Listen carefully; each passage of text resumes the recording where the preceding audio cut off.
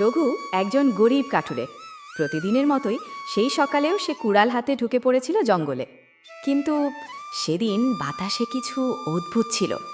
না ছিল পাখির ডাক, না কোনো পাতার নড়াচড়া। রঘু থেমে একটু ভাবল, আজ কেমন যেন সব চুপচাপ। সে আবার হাঁটা শুরু করলো। কাঠ কাটতে কাটতে চলে এলো জঙ্গলের অনেক গভীরে, যেখানে সে আগে কখনোই আসেনি।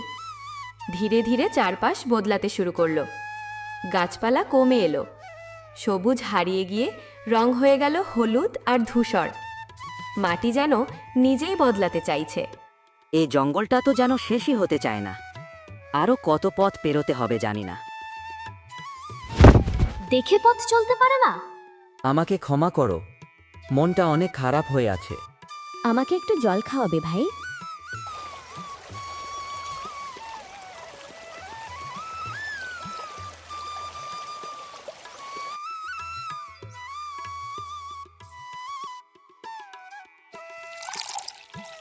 তুমি আমাকে বাঁচালে ভাই। তুমি চাইলে আমাকে সঙ্গে নিয়ে যেতে পারো, যদি কোনো কাজে আসি। আরে ওইখানে একটা বাড়ি না, একবার যাই গিয়ে দেখি যদি আশ্রয় মেলে।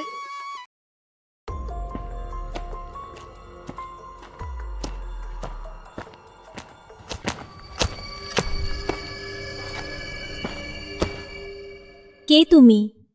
এখানে কেন আসছেন? আমি রঘু। আমি জঙ্গলে কাঠ কাটতে এসে পথ হারিয়ে ফেলেছি। যদি একটু আশ্রয় পাওয়া যেত।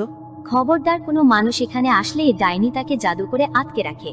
তুমি পালাও এখান থেকে, পালাও। আমি এই এলাকার মেয়ে না বুঝে এই ডাইনির বাড়িতে ঢুকে পড়েছিলাম, আর ডাইনি আমাকে দেখতে পেয়ে মন্ত্র বলে আমাকে পাখি বানাই দিল। তুমি একটু দাঁড়াও, আমি তোমাকে এক্ষুনি মুক্ত করে দিচ্ছি। না না না, খাঁচায় হাত দিও না, ডাইনি জেনে যাবে। আমার ঘরে ঢুকবে আর আমি টের পাবো না, এটা ভাবলে একদম ভুল করছো। খবরদার।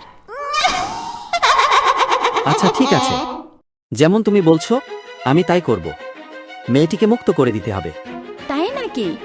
বেশ, তবে তার জন্য একটা কঠিন শর্ত আছে। আমি তোমার সব শর্ত মানতে রাজি, ডাইনি। মনে রাখিস, শর্ত পূরণ করতে না পারলে তোকেও পাখি বানিয়ে বন্দি করে রাখবো। আচ্ছা বেশ, বলো কি করতে হবে আমাকে। এখান থেকে 3 কোষ দূরে গেলে দক্ষিণে গেলে একটা পুকুর পাবি। তার মাঝখানে একটা ভয়ঙ্কর সাপের মাথায় একটা মণি আছে, সেটা নিয়ে আসতে হবে।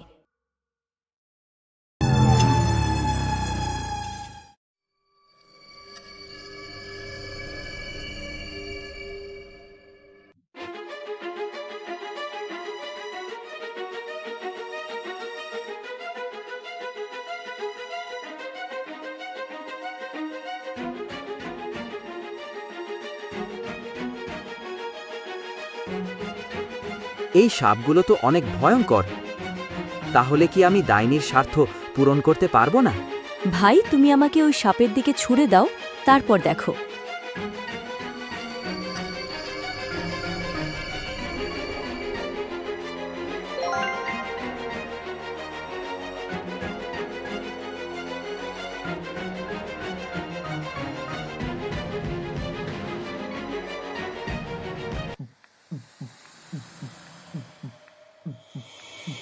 এই নাও ডাইনি, আমি স্বার্থ পূরণ করছি।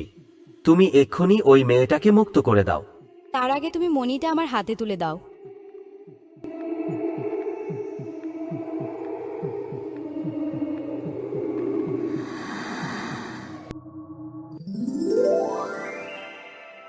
এই নাও, লোকেরটা তোমাদের কাজে আসবে। আজকে আমি মুক্ত। তোমাকে যে আমি কি বলে ধন্যবাদ দেব? চলো, যেতে যেতে কথা হবে।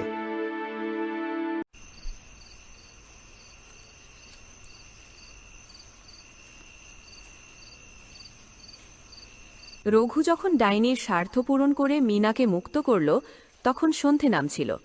কিন্তু এখন চারদিক ঢেকে ফেলেছে এক রহস্যময় রাত। রঘু, রাত হয়ে গেছে, আমরা এখন কোথায় যাব? যত দ্রুত সম্ভব জঙ্গল পেরিয়ে গ্রাম ফিরতে হবে। রাত জঙ্গলে নিরাপদ না।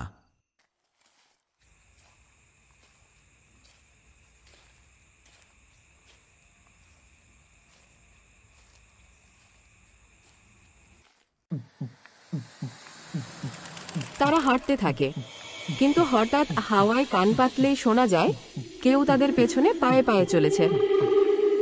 কেউ আমাদের পিছু করছে না তো? চলো গাছের আড়ালে লুকাই।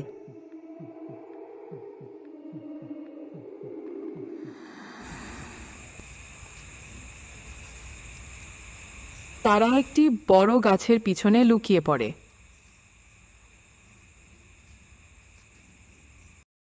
দূর থেকে দেখা যায় একটা লম্বা ছায়া মূর্তি হাঁটছে। কোনো মুখ নেই, কেবল চোখ দুটো জ্বলছে। ছায়ামূর্তিটি রঘুর দিকে এগিয়ে আসে। রঘু পাথর হাতে তুলে দাঁড়িয়ে পড়ে। তুমি কে? সামনে এসো।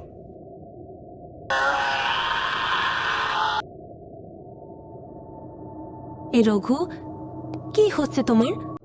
কি হয়েছে তোমার?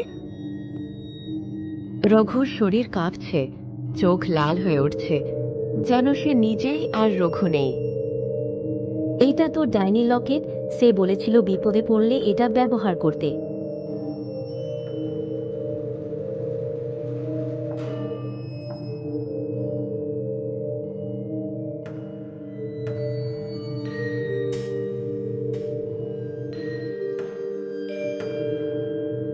ছায়া চলে যায়, রঘু পড়ে যায় মাটিতে। তার নিঃশ্বাস ধীরে ধীরে স্বাভাবিক হয়। কি হয়েছিল আমার? তুমি আমার সামনেই হারিয়ে যাচ্ছিলে রঘু। ঘন জঙ্গলের ভেতর দীর্ঘ এক রাতের শেষে প্রথম আলোর স্পর্শে ধীরে ধীরে চারপাশ বদলাতে থাকে। রঘু, তুমি ঠিক আছো? বলো কিছু। আমি কোথায় ছিলাম জানি না, কিন্তু আমি এখনো কাঁপছি, যেন কেউ আমার ভিতর ঢুকেছিল। রঘুর চোখে এখন আতঙ্ক নেই, কিন্তু থেকে গেছে এক অদ্ভুত শূন্যতা। তুই না থাকলে আমি কি করতাম? রঘু দেখে ডাইনির সেই লকেট, এটা আমাদের রক্ষা করলো, কিন্তু কেন? কেন ডাইনির লকেট এত শক্তিশালী? আর কে পাঠিয়েছিল এই ছায়ামূর্তিকে? মাটির ওপর পড়ে থাকা এক পুরনো কাগজ, ছেঁড়া ও পুড়ে যাওয়া কিছুটা। দেখো তো মিনা, ওই কাগজটাতে কি লেখা আছে?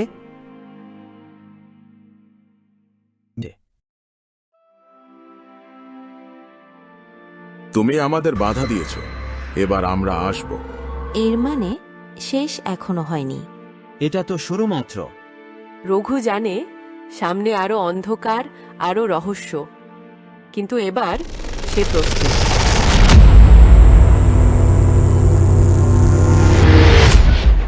এই ছিল আজকের ভূতের কাহিনী। আমি কৌশিক, আবার আসছি ফানটুন বাংলা টিভিতে। ভয় পেও না, ভালো লাগলে লাইক দাও, কমেন্ট করো আর অবশ্যই সাবস্ক্রাইব করতে ভুলো না।